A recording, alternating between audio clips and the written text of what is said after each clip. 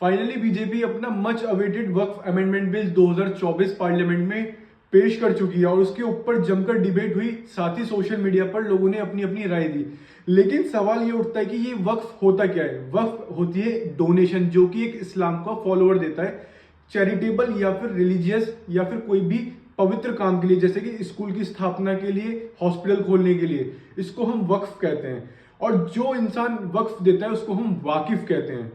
जब over period of time ये property का मामला बढ़ता चला गया तो जरूरत पड़ी एक ट्रस्ट की, जो कि एक एक्ट के दौरान बनाया गया वक्फ बोर्ड, जिसका काम था कि वो सारा टेक केयर करे इन सभी प्रॉपर्टीज का।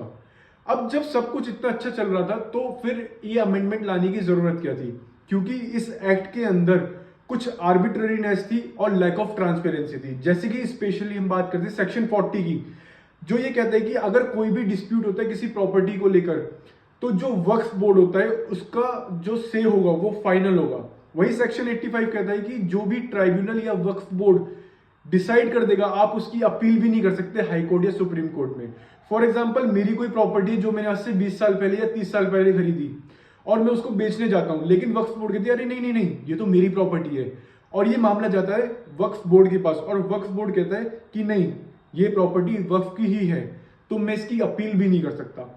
तो ऐसे ही कुछ मुद्दे थे, जैसे कि 1993 से 2013 100 साल के अंदर 18 लाख एकड़ प्रॉपर्टी वक्फ बोर्ड की हुई।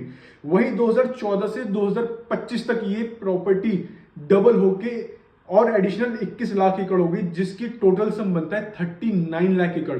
हमारे देश के अंदर इंडियन रेलवे के बाद इंडियन आर्मी और इंडियन आर्मी के बाद वक्फ बोर्ड के पास सबसे ज्यादा प्रॉपर्टीज है। अब गवर्नमेंट इसके अंदर अमेंडमेंट क्या करना चाहती है? गवर्नमेंट ये चाहती है कि ये जो ट्राइब्यूनल का जो फाइनल से था, आप उसकी अपील कर सके हाई कोर्ट सुप्रीम कोर्ट के अंदर।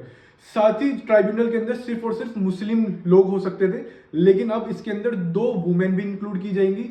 साथ ही मुस्लिम समुदाय के जो पिछड़े वर्ग है उनको इंक्लूड किया जाएगा। साथ ही जो नॉन मुस्लिम है, जो एक्सपर्ट हैं, उनको भी इंक्लूड किया जाएगा। साथ ही स्टेट गवर्नमेंट के ऑफिशियल्स।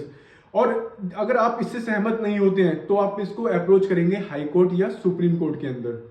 गवर्नमेंट का कहना यह है कि अगर कोई भी प्रॉपर्टी जो ऑलरेडी रजिस्टर्ड है उसके साथ कोई भी छेड़खानी नहीं होगी, या कोई भी प्रॉपर्टी जो डिस्प्यूटेड है और कोर्ट के अंदर पेंडिंग है उसके साथ भी कोई छेड़खानी नहीं होगी।